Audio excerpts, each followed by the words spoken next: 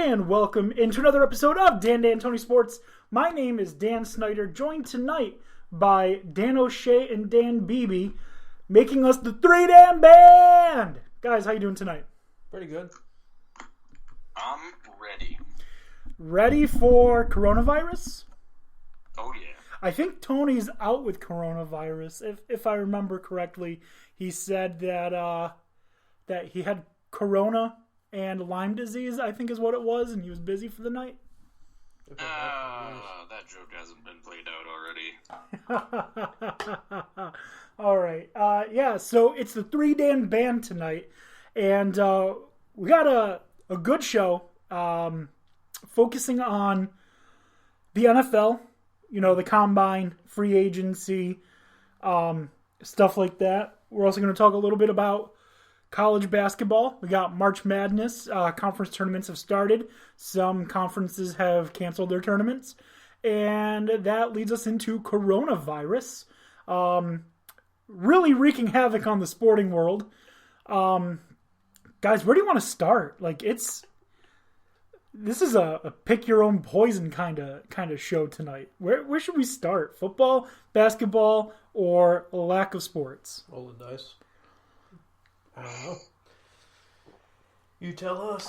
All right, I guess let's start with coronavirus. So, All right. COVID-19, also known as the coronavirus, has been wreaking all sorts of havoc on sports to the point where college basketball conference tournaments have been canceled completely. The Ivy League did that. Mm-hmm. Conference tournaments are going to be played without fans in the stadium, and the NCAA tournament will as well. Not only has it affected college sports, but the NBA, starting now, the Warriors will be hosting teams that come to play at the Oracle Arena without fans in the stands, because California has banned any gathering of more than, I believe it's 1,000 people. Mm-hmm. And, I mean, let's be honest, they're not the Minnesota Twins. They're getting more than 1,000 people in the stands. Right. So, the effects are being felt all over. The Angels and the A's baseball game has been postponed today. Not that it really matters, because it's spring training. Yeah, spring training. It's not really a game. The only thing of importance coming in from there is that it looks like the A's young pitchers Puck and Luzardo are finally ready to play in the big leagues, but you don't need the last few games to really be sure of that. They've been dominant, and you've seen that early on, and we're far enough into spring training to where you can really see the trends. So spring training's not that important. The NHL is making it so that teams are playing in empty arenas. Like I said, the NBA is already following suit. Washington, D.C. has done the same thing that California has and put a ban on gatherings of more than 1,000 people. I don't know the exact details for D.C., but I believe it's the same thing as California. But there are two people. NASCAR virtually remains unaffected because there's only like 10 fans anyways. Right. But two people who are steadfast in their guarantee that coronavirus will not affect their gatherings, and that is bitter rivals Joe Biden and Bernie Sanders, who will not cancel their rallies, not cancel anything. That might be the way to go, because nobody wants to hear that anyways. The virus should stay clear of that. Yeah. But anyways, yeah, so coronavirus... bickering. Yeah. Coronavirus. Practically fossilized anyway. Yeah, maybe the Knicks should enact this. Oh my God, they're gonna lose so much money. The NBA. All sports. Never mind. Yeah, well, I mean, Shit. The NBA, I feel, is more dependent upon asses in seats than other leagues. Simply because of how many people there are, or how many games are played, and how few people attend NBA games, as opposed to, like, the Cowboys can hold 100,000 people in a stadium. The Lions can hold 70-some thousand. the Knicks can hold what, 20,200 or something like that in Madison Square Garden, and there's not too many that are much bigger than that. Mm-hmm. So they'll be losing a lot more money from people not being able to see their games. I mean, because they're also fucking expensive. Yeah, there's no arguing that whatsoever. So I do have a question, though. Do you believe that coronavirus and these different situations that are coming up where they're banning people from going to see these games, do you think it's going to hurt leagues like the XFL that are just getting started? And now, you've got the Houston Roughnecks and the St. Louis Battlehawks and the DC Defenders who are getting a bunch of fans at their games, and like word of mouth really is how this league is building and getting bigger. Now they can't have fans in the stadiums. Do you think that's going to hurt the league to a point where it's going to completely kill it? I don't think it'll kill it. It's going to hurt. It's going to hurt its growth, its expected growth. And maybe that could be, a big deal long term. Because, going to those games, especially for cheap, was part of the draw. I went to a New York Guardians game and tickets were like $35, which was awesome because you pay like 10 times that for, NFL tickets. But I don't think it'll be enough to kill the XFL. I think people are still going to want to watch on TV. People are buying merchandise. People seem to be, relatively excited. But yeah, it's going to hurt them. It's going to hurt every league financially that's got games right now. I think I'll definitely put it, if it does get that bad, I'll definitely put in the red for a while. Yeah, and not just like sports like this, but concerts are going to be affected. Like tons of concerts are going to have to get canceled. Mm-hmm. WWE events. Yeah, probably not WrestleMania. Ooh. That'll be tough because they were expected to draw a crowd of 100,000. No.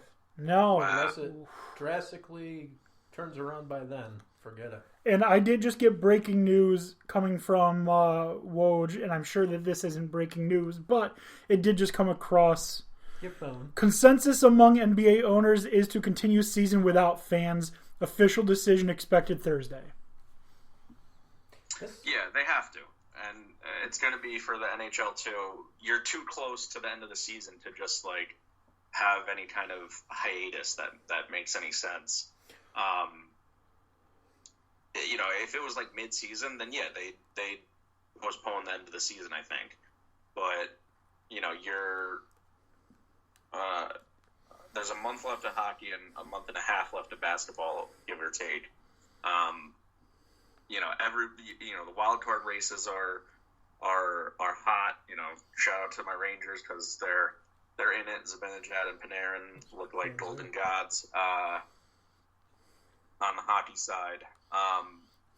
But you still have to put out the product, even if you're going to lose money. If you don't put out the playoffs, you're going to lose so much more money because you still got the TV deals, and then you still have to generate the storylines for next season as well. Right. And so this could affect a bunch of stuff. Oh wow! More breaking news at the end of the first quarter. Knicks lead the Hawks 33-24. Well, shit. There's a big break there looking for. It's a nice little lead. I'm impressed with what the Knicks have done under what's his name, Miller. He's Mike Miller. Been a lot better than Fizdale. And Tony's not here. We can get into NBA a little bit too. But yeah, so the smart thing to do would be to just continue on without fans, and then like maybe if they've bought a ticket, give give them a partial or give them a full refund and then like a voucher to a game next season. Would be the smart. What I would, if I were an owner, that's what I would do. Like, you get completely refunded for this game, and then as thank you for being patient, sorry for fucking shit up, here is half off a ticket up to a certain amount of money for a game in 2021. What do you do about season ticket holders? Season ticket holders, I feel like you give them a month worth of season tickets free next year. So, like, how many months is the league? The NBA? June. Forever. October, November, December, January, February, March, April. Yeah. So it's like 7 months. So, like, if the season tickets are $1,400, take a month off, it's $1,200. So basically, like, sorry for the inconvenience. Here's the equivalent of what you missed because of coronavirus bullshit. And then also refund them the equal amount. So basically double your loss, but you'll gain so much more like loyalty and respect from fans if you go above and beyond. If I were an owner and I'm not struggling, that's what I do. Maybe even give more steep of a discount, like half off season tickets for season ticket holders who are already affected, full price for new season ticket holders. Yeah, I don't think they quite have to double their loss. They could always just, figure something else out. If you refund people, extra bobblehead day. Yes, you refund people and give them like a game or two, then they'll be psyched. And you're still taking a loss, but you'll have those people right back. Well, where would be the least felt loss? Like, with every ticket, you get a free beverage? Probably. Probably something like that. Beverages are cheap as shit. Marked up so high. Or give like a bracelet for unlimited drinks for, this is a special, only season ticket holders, $10 bracelet, just flash your bracelet at concession, you get free drinks all night. And that's per game. You can purchase it per game. Because if you do a $10 bracelet, 2 beers, like, you're already plus $6. Mm-hmm. Like, 2 sodas, you're already plus. You're plus 10 at MSG. A beer's freaking like it's $10. I think it was like 8 or 10. I can't remember the last time I went. It was like I went to a Knicks game. My first Knicks game, actually, this season. You're part of the problem. Stop going. Yeah, I got the ticket for $40, so it was an extra ticket that had already been sold, and I was buying the ticket from a friend because he just wanted to recoup some of his loss from his other friend dropping out. Yeah, Knicks fans need to stop going to the games. That's the pressure be off. Yeah. That's what.